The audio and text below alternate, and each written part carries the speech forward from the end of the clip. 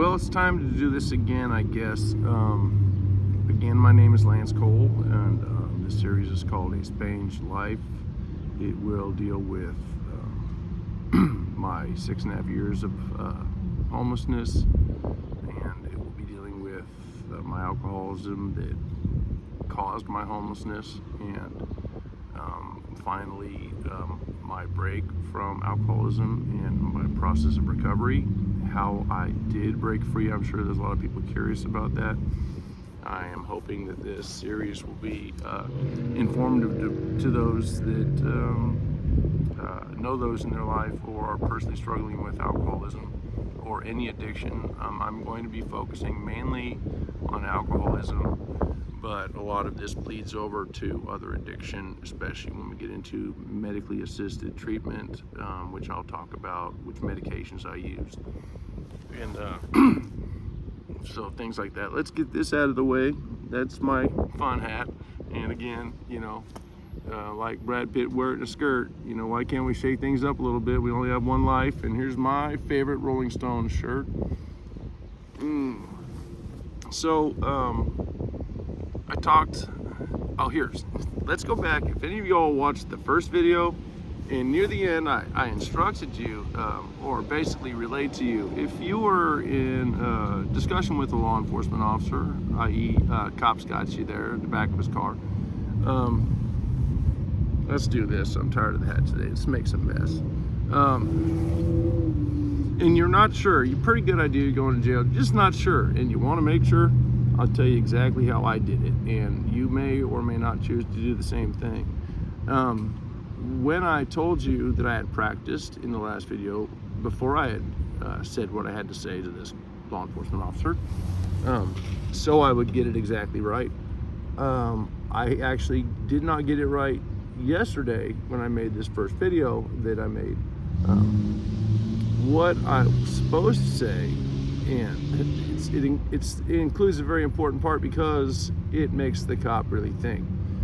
I said, if you want to find out if you're going to jail or not, and you want to make sure you're going to jail, tell the cop. And I told him, I said, you know what your wife's doing right now? And he says, what's that? And I said, she's fucking a fireman because she loves a man in a uniform, and firemen work 24 hours on, 24 hours off, and he's 24 hours on your wife.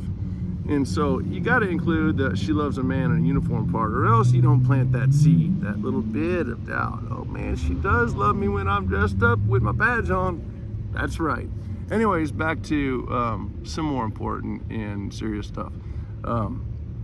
Okay, so I said yesterday I did not, or in my first video, I did not utilize AA in my recovery. I utilized AA meetings many times. Hold on, sorry, my battery's dying. If you see me reach for the screen, it's telling me that my battery's dying. So I used AA meetings. I attempted to find sobriety through AA. I did not ever find a sponsor, so I did not learn how to utilize the program that way. I was aware of the process, but did not engage in it. And again, a lot of the meetings that I went to, and this is, I guess, important, a lot of people that have been in AA for a long time said it's important that you find the right meeting for you, because the meetings I was going to were glorification meetings where people are telling stories about all their partying days, how much great times they had, how much fun it was, and poor planning, how much fun it was. And I just went out and drank because I wanted to go out and drink after hearing all the fun stories, and it's not uncommon. So again, I would never denigrate or bring down in any way Alcoholics Anonymous. I think it's a great organization. It's saved millions of lives. It's just not what I used. I used medication and I used support, and unfortunately I have learned later I did not build a large enough support network, which is very important. You have to build a network of people that can be there for you when you're going through a lot of stuff. Right now, I'm not going to get into, I'm going through a lot of serious stuff in my life, but I'm getting through it. I'm staying sober. I do, again, I've talked about yesterday, I utilize marijuana. It helps me deal with my anxiety, stress, and many other things. And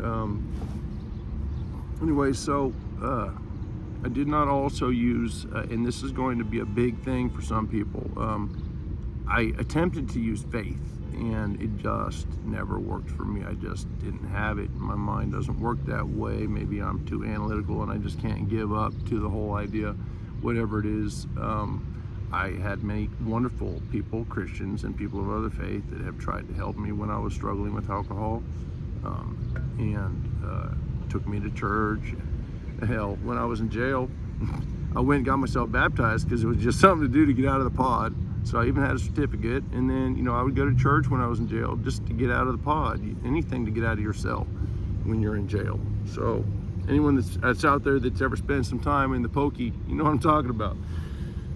I think, again, emotional support and having a support network of people there to help you when you're doing things like, you know, you're facing relationship issues, when you just lost your job, you're having anything else going on that's stressful, you're a very serious health issue going on with a family member, which was a concern recently and still is a concern.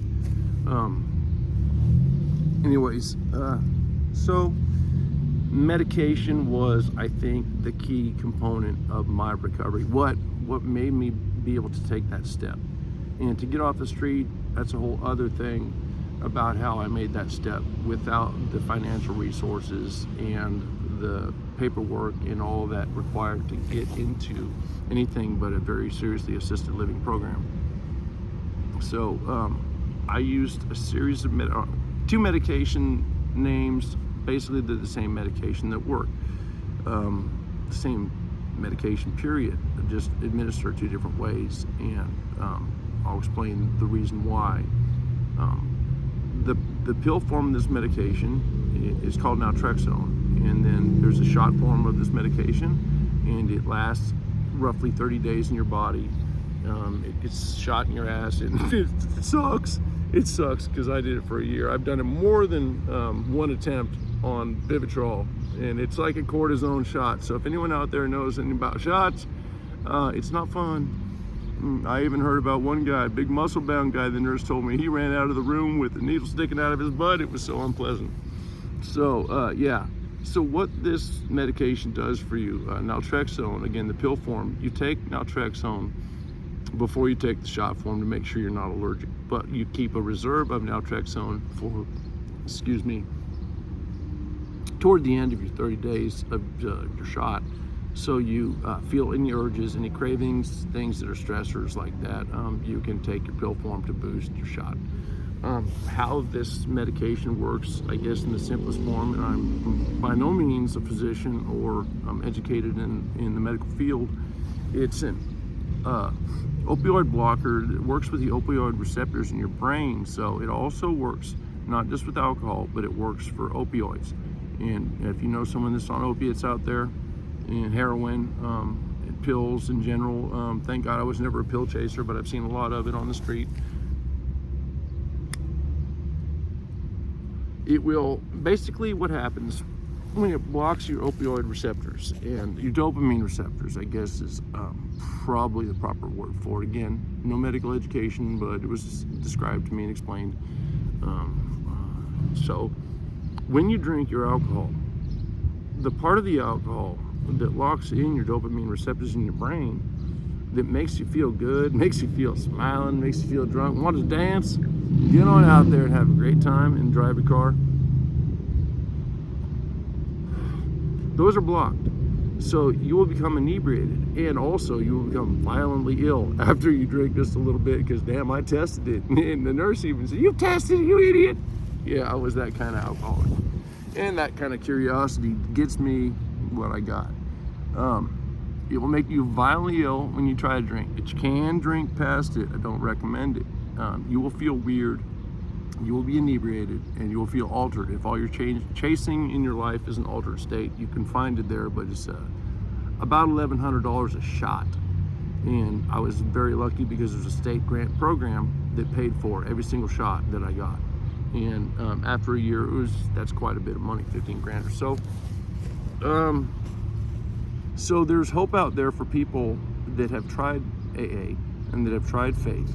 And I've seen both and I've seen success and failure, and that depends on the person themselves and their motivation. And if they were like me for 6.5 years, I would rather choose a life living in the dirt and catching pneumonia every season and on, getting burnt, getting beat, getting thrown in jail, as long as I could have my alcohol. And you have to reach that point, and I did reach that point where I figured I was either gonna die, but then I was smart enough. I sat and realized I just wasted 6.5 years of my life. I could have got a freaking master's degree.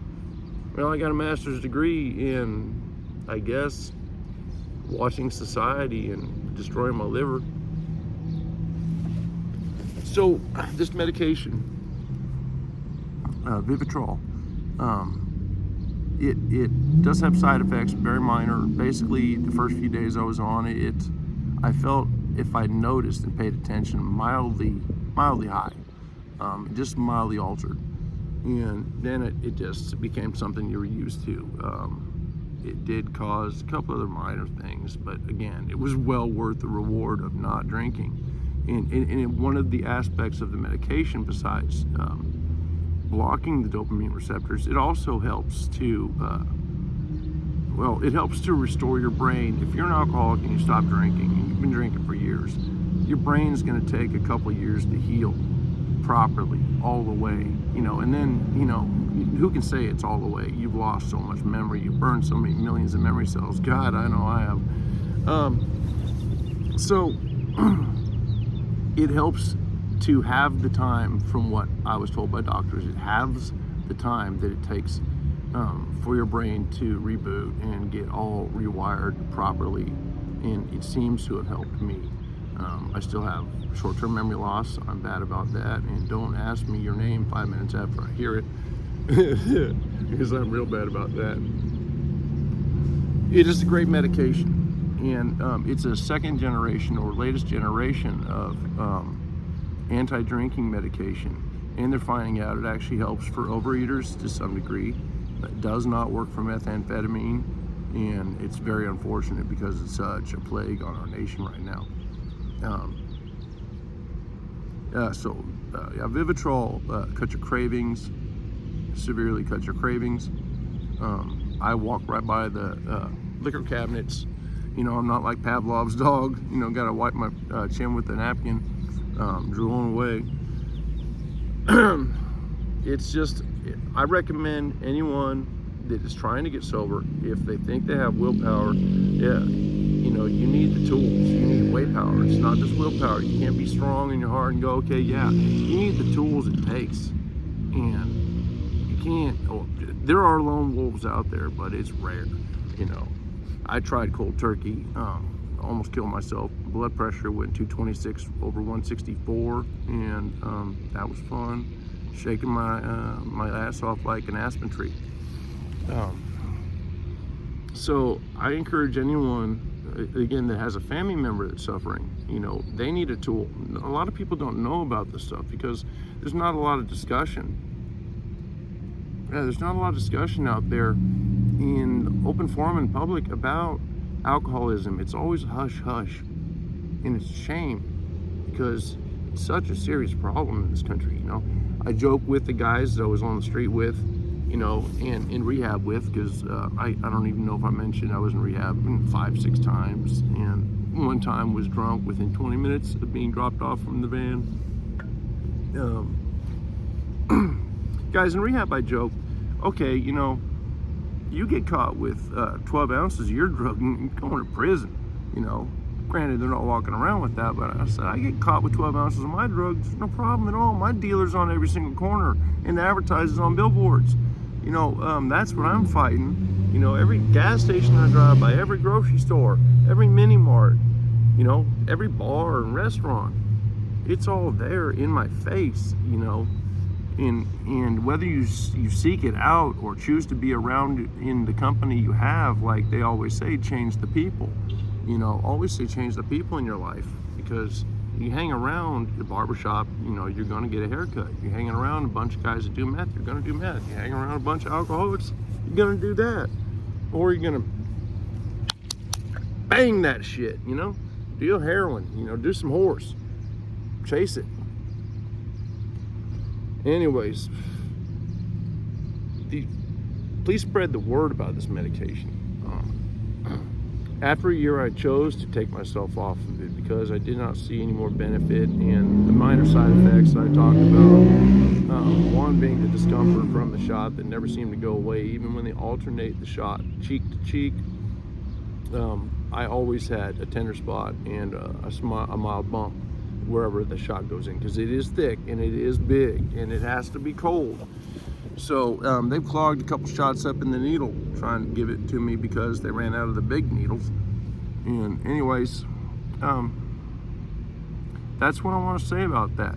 Again, I never would bring down Alcoholics Anonymous, never would, and any Christian group, any faith out there. I don't mean to, you know, narrow it down. Any faith out there, if that works for you, man, what works for you works for you. I use marijuana. It works for me. If I did not have my marijuana in this last month to 2 months, I would probably be kicked out of where I'm living with my girlfriend, and because she's 14 years sober, I would be living on the street and guaranteed drinking. I would be drunk right now. I would not be making this video. I'd be another sad story about how I just couldn't handle it. And it might seem a crutch to some people, I use marijuana, but that is helping me stay sober. So I don't care what you say. You can write all sorts of bad comments. You know, you can call me any name in the book. I've been called everything that you can ever friggin' imagine. Called all sorts of filthy ass names, and been beat while they're calling me that shit. So, you know, hey, well, let's all join the fun. It works. The medication works. That's key. You know, we'll get into other stories, you know, in other videos about how I descended into homelessness, you know, and it all goes back to alcoholism. And I was a functioning alcoholic, what they call it, for some time. I was self-employed when I lived in California for almost 10 years, and that, if a job will ever let you be an alcoholic, that sure as hell let me be an alcoholic. Not the sort of job for me, I can tell you, at least not for a while now. Anyways, so besides the medication and antabuse, I was going to mention antabuse. I was saying that Vivitrol and naltrexone, again, the pill form, which I recommend always having backup if you are on the shot of Vivitrol. Always have naltrexone in a bottle somewhere for those times when you just feel that strong of an urge. You can nip it in the bud. Stop that lapse, which turns into a relapse. I guess this is an odd angle. Anyways, so church, again, you know, I've talked a little bit about AA and church. Let's go there, back to antabuse. Antabuse is a first generation anti-drinking medication, and I desperately tried to get on it, even though I'd heard horror stories about people have used it. I mean, this stuff is so bad that if you use mouthwash with alcohol, or your aftershave can soak in your skin, and you will have a reaction. It makes you violently sick. It makes you, from what I understand, make you feel like you want every single cell in your body to just die, and so you will just stop feeling the discomfort and pain. It makes you feel like dying, and you're that sick. I tried to get the prescriptions for that, and at the time I had no health coverage, and I finally got a doctor's visit, and that's a challenge when you're homeless. And it was $80 for a bottle of pills for something I knew was going to make me violently sick if I drank, and I did not truly believe I was going to be able to not drink. So I figured the pills, I just would stop taking them, and that's what almost everyone you've ever talked with, or I've ever talked with in your life, if you ask around that's taken antabuse, that first generation anti-drinking medication, they're going to tell you they just don't take the pill. Or I met a guy, he said his partner, you know, I met him in AA one time in rehab, but he said his partner would make sure he took his pill every morning, put it in his mouth every morning as he walked out the door. And he said as soon as he'd turn around, kiss his partner goodbye, and, you know, he'd start walking down the step, he'd spit it on the grass, and he can drink. That's what antabuse is. With the Vivitrol shot, with it being in your system for roughly 30 days, you don't have that choice to not take it. It's there, and it won't be fun to drink at all. And again, it does take away your cravings. It took away my cravings a lot, and I was so bad. If I heard, sorry, same spot I was at last video, so it will get noisy once in a while. So even the sound of a soda can popping, man, that thing cracked. I was like an owl. Where is it? Because I thought there's a beer somewhere, and rehab, that drove me crazy. People popping a soda behind me.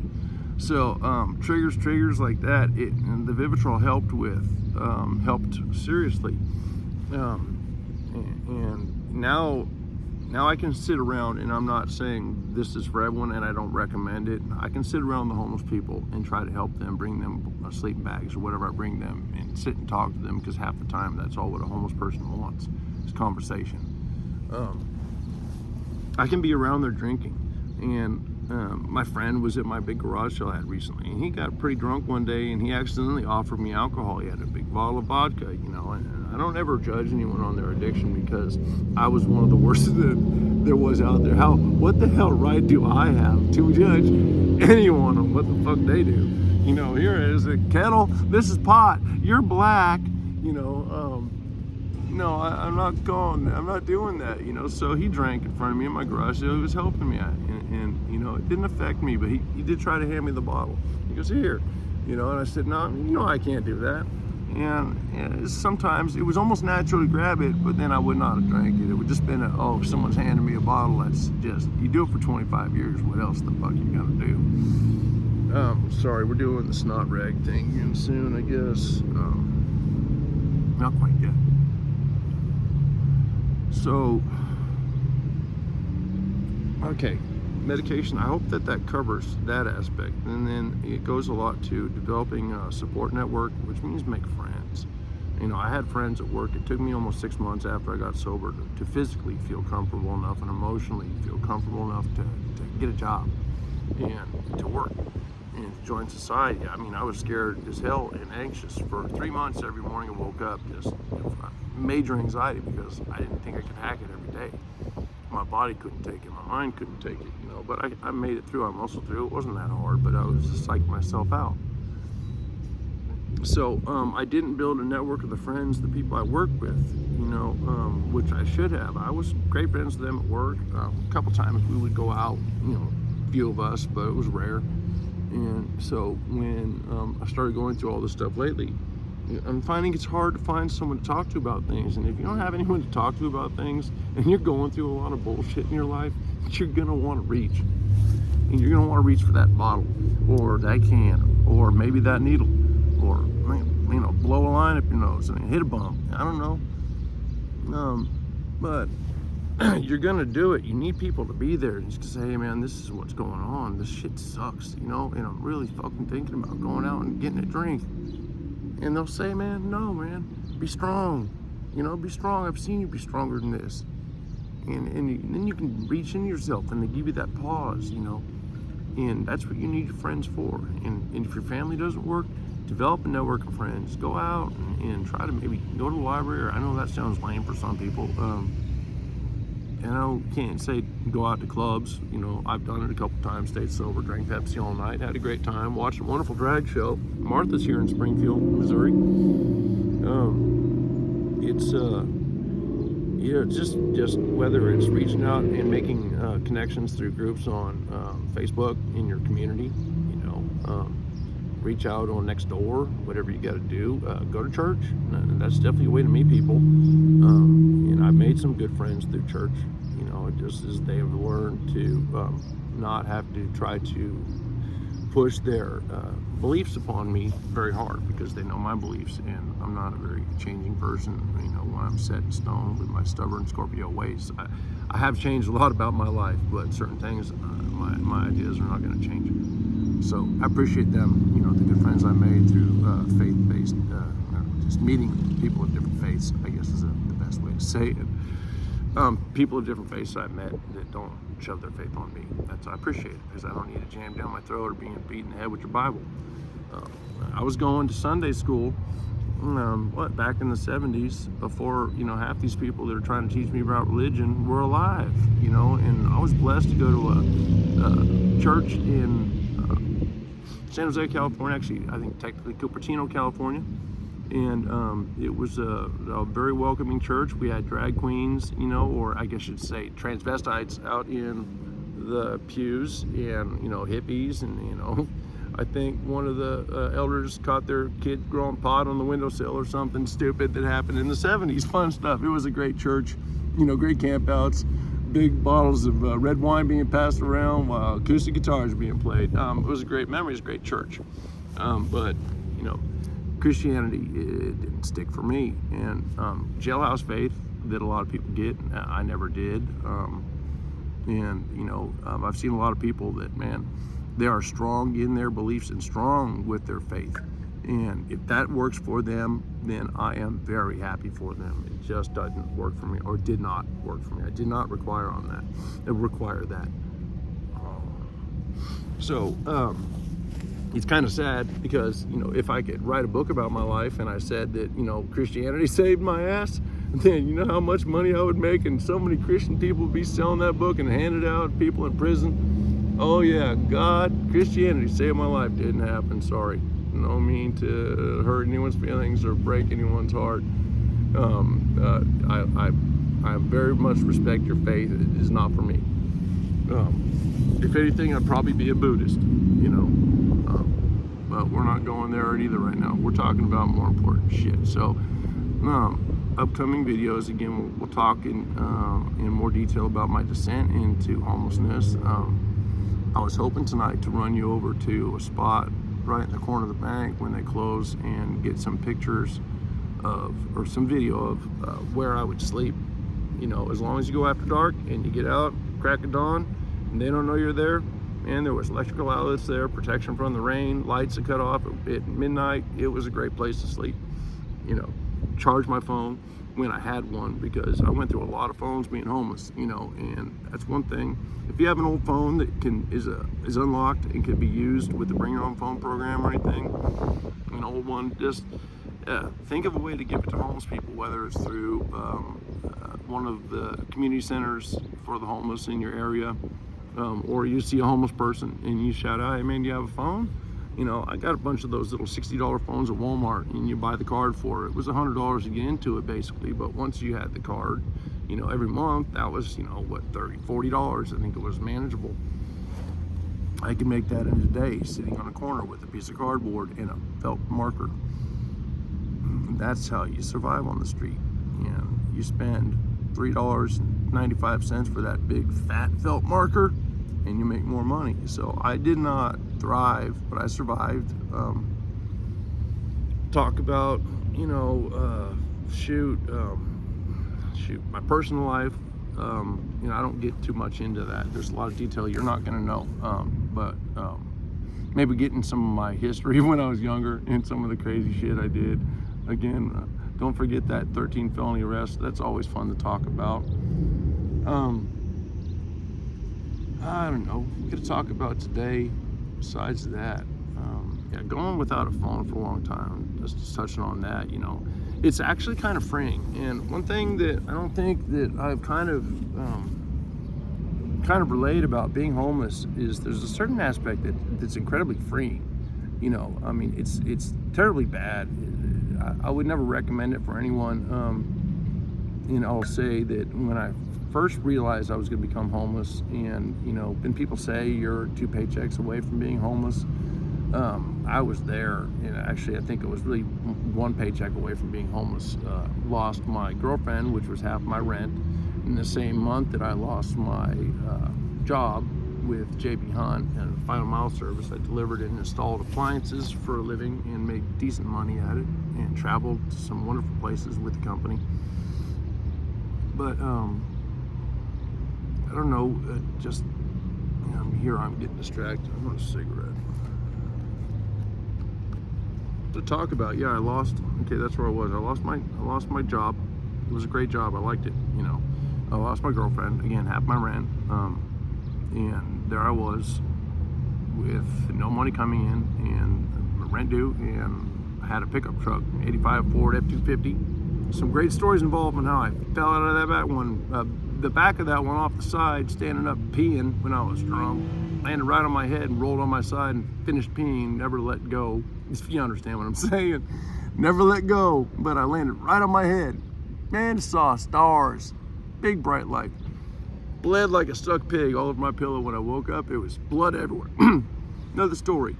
So yeah, so I was living in my truck for a minute. That's how I got my 3 DUIs in 1 month. That's also another time, another story we'll get into. And I'm still technically fighting one in the city of Battlefield here in Missouri. It's alleged that I was driving under the influence until I'm proven otherwise.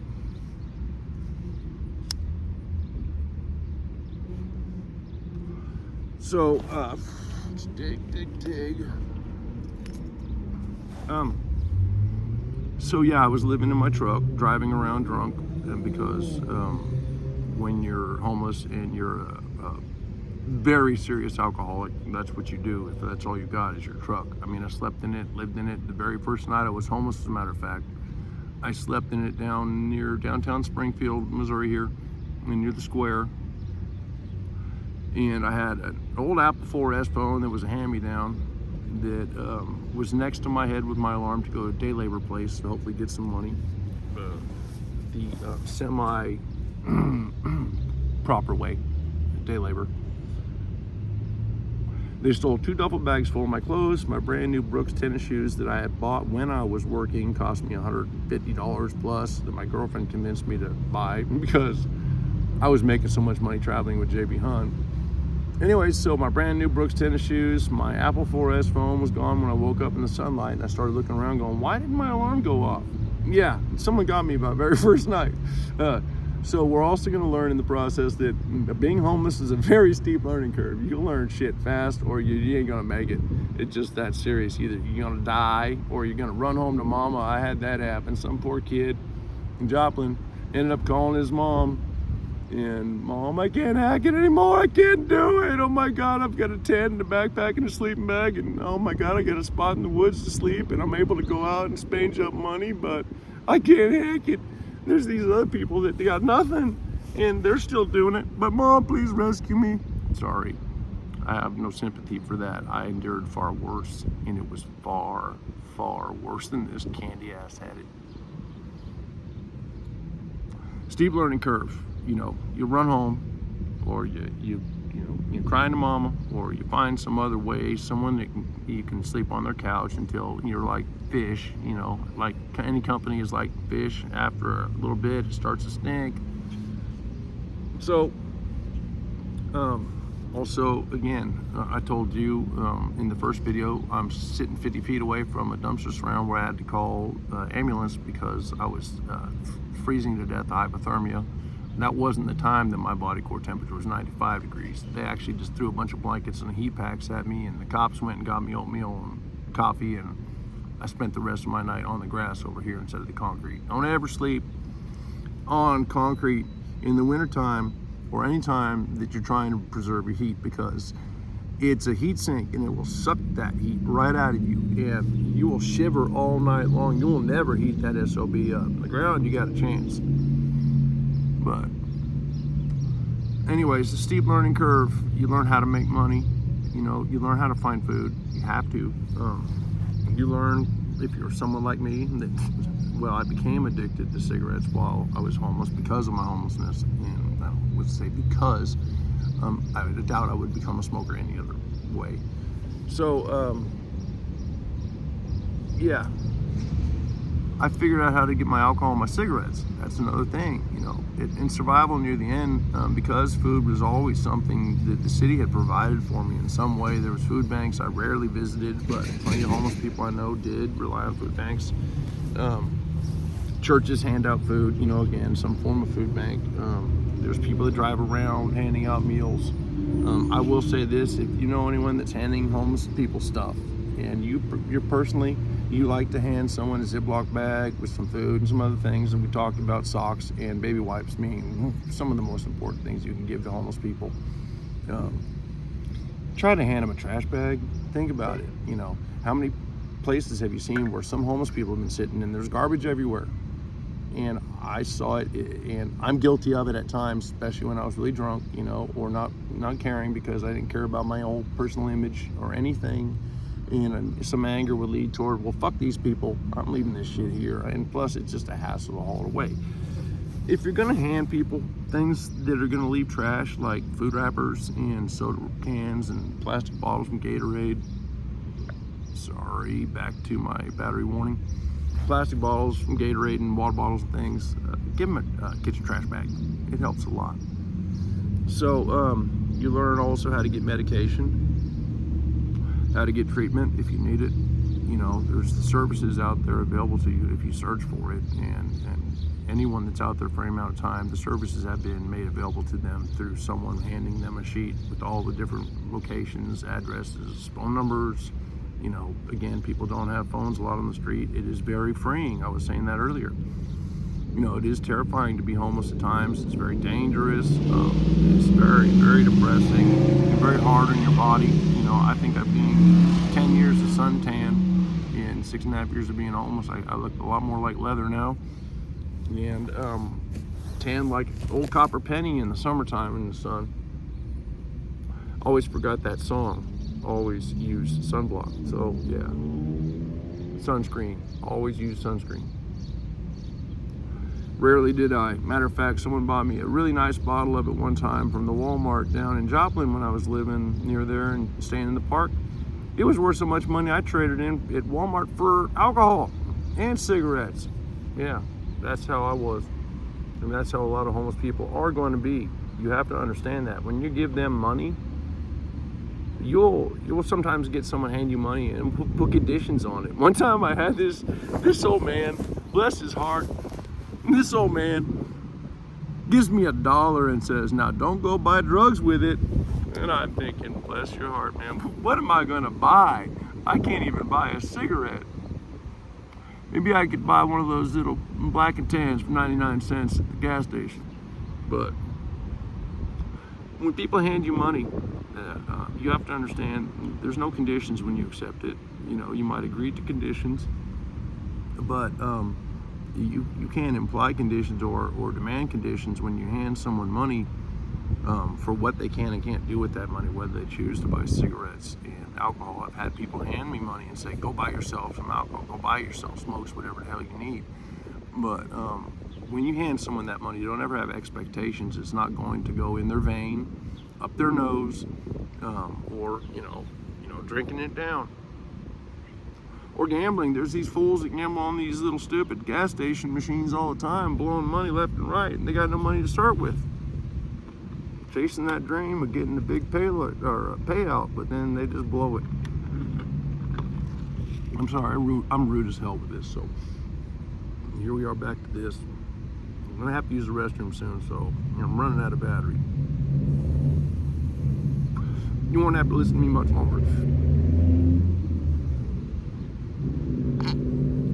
All right, let's get back to business. You learn how to avoid the police. You learn apologies. Really, I'm sorry. You learn how to stay hidden. And so we'll talk about the learning curve more. And talk about, I'll cut it off around 45 minutes or so.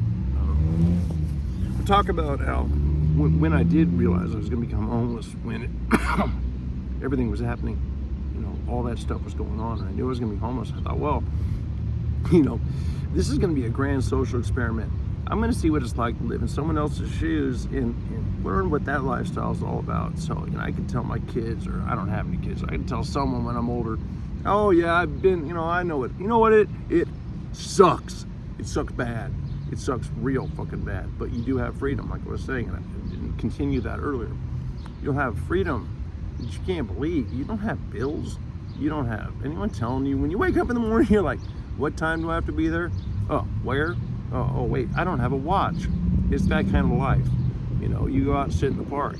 You go out and make money. You drink, stay in the woods. You read, you know, or you just lay around and shoot up, or try to steal shit so you can get your next meth score.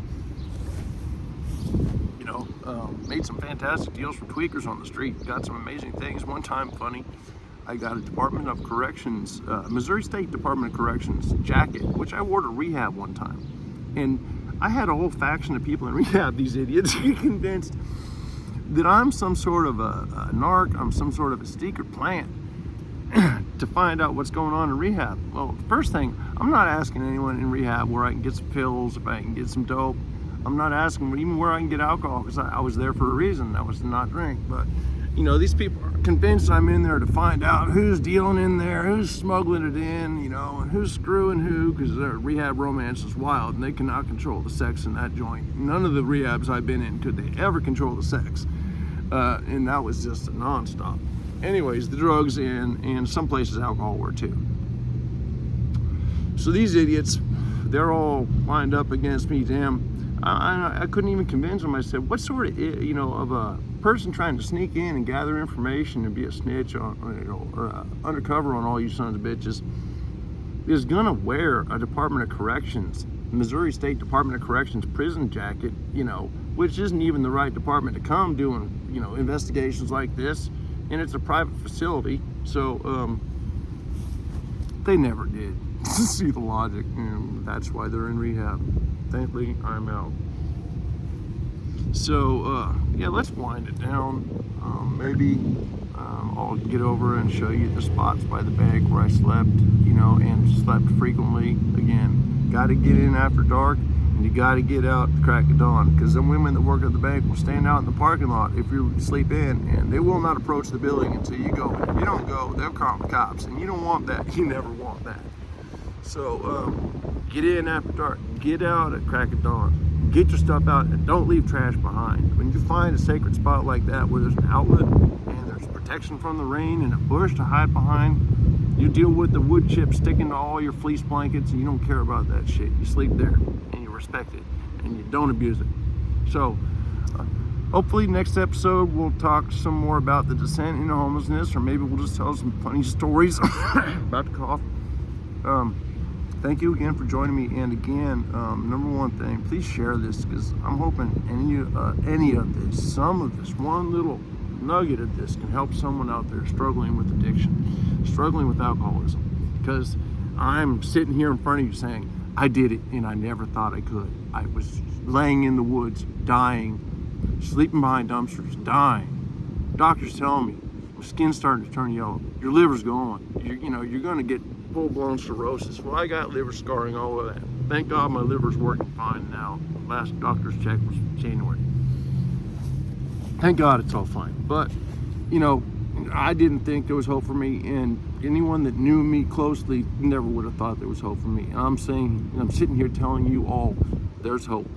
Whether you're showing this to someone, you're directly an addict or an alcoholic, whether you can take this information and learn from it and help it with someone that you don't understand in your life. Because I'll get into that too. Understanding the levels of physical and mental addiction that alcoholism or any drug can be, especially if you do it for 25 years every day. You know, try imagine how hard it is to take a diet, change your eating habits. Now imagine how hard it is to stop something that's addictive, makes it feel real fantastic, and you've been doing it for 25 years or more or less for some people. I'm just saying my personal case. Anyways, all right, this is Lance Cole, and again, this is the Spanged Life.